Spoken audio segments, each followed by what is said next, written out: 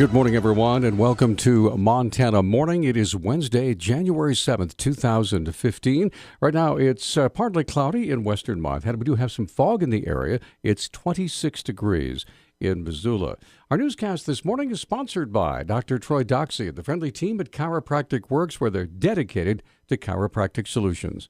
This morning's top story, seated in a wheelchair with his arm in a sling and recovering from 2 gunshot wounds, one to the back of his head, 42-year-old Eugene Stateland appeared in Missoula Justice Court to hear charges that he tried to run down 2 sheriff's deputies on New Year's Eve.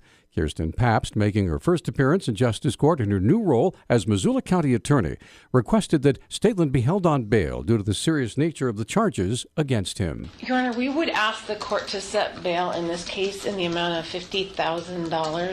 Mr. Stateland's alleged behavior, which was caught on video, demonstrates that he's a significant flight risk. Stateland was represented in the courtroom by renowned criminal attorney Milt Datsopoulos, who asked Judge Karen Orzek about the possibility of having Stateland moved from the jail due to the serious nature of his wounds.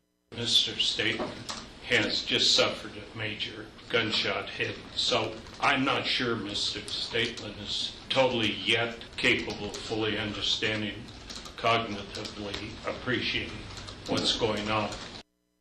Orzek ordered Stateland held on $50,000 bail and to be closely monitored by the medical staff at the jail. Police video shows an unarmed man killed by a Montana police officer was told repeatedly to raise his hands before the officer shot him. Billings police officer Grant Morrison shot 38-year-old Richard Ramirez during an April traffic stop. In the previously unreleased video from Morrison's patrol car dash cam, he can be heard yelling, "Hands up!" at least 6 times before firing 3 shots into the vehicle in rapid succession. Ramirez's actions cannot be seen in the footage.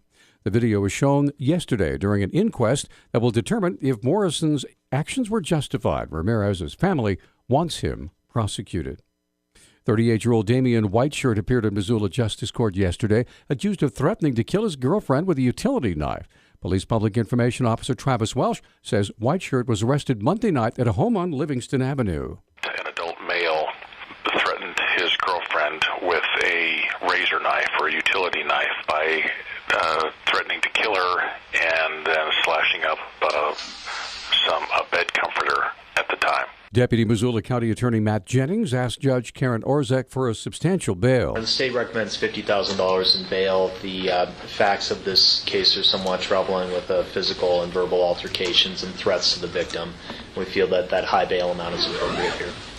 Judge Orzek set bail for Whiteshirt at $25,000. Members of Montana's Legislative House Rules Committee have done away with a proposed rule that would have given the House Speaker more power over the fate of bills. Committee members voted unanimously yesterday to abandon the proposal, which called for a supermajority vote to overrule the Speaker's decisions to kill bills by sending them to the Appropriations Committee. The current rule allows a simple majority of the House to overrule the Speaker on such matters.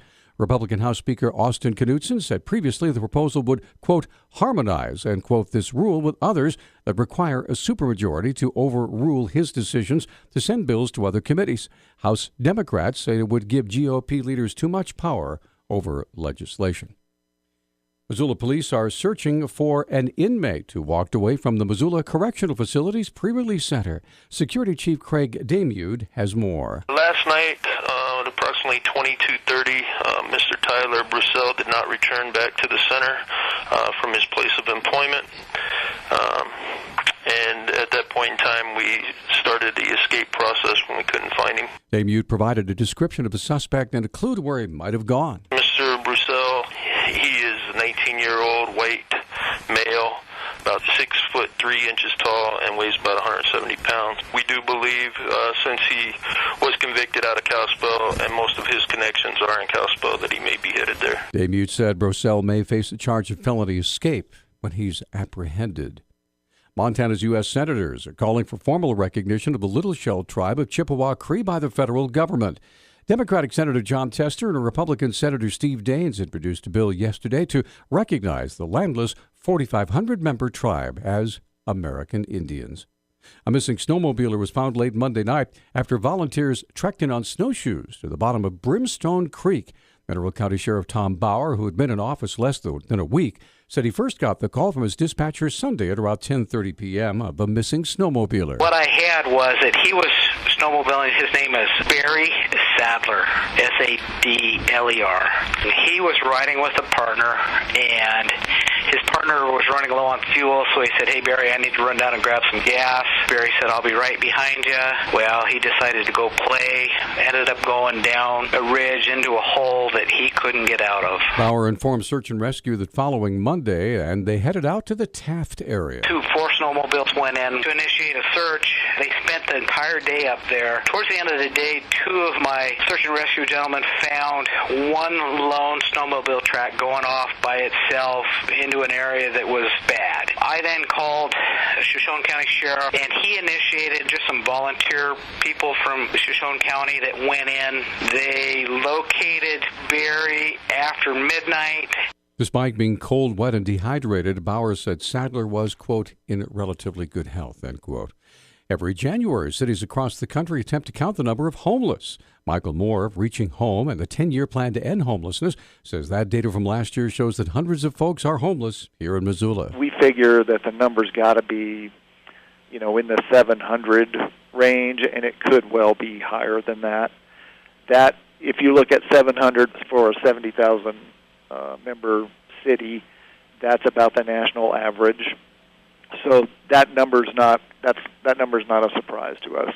He said Missoula's made significant gains in reducing the number of people living on the street. What makes us happy this year is that housing 250 out of 700, 650 or 700 people is pretty good and is better than sort of the national average for communities that are in the first year of their 10-year plans. Moore says one of the most successful programs was a rental assistance program that helped those that could afford month-to-month rent but couldn't come up with the security deposit. Our News Talk time now is 6:10. Newstalk, KGVO. Missoula's official weather station. Mostly sunny skies expected through the end of the work week with our high temperatures in the mid to low 30s.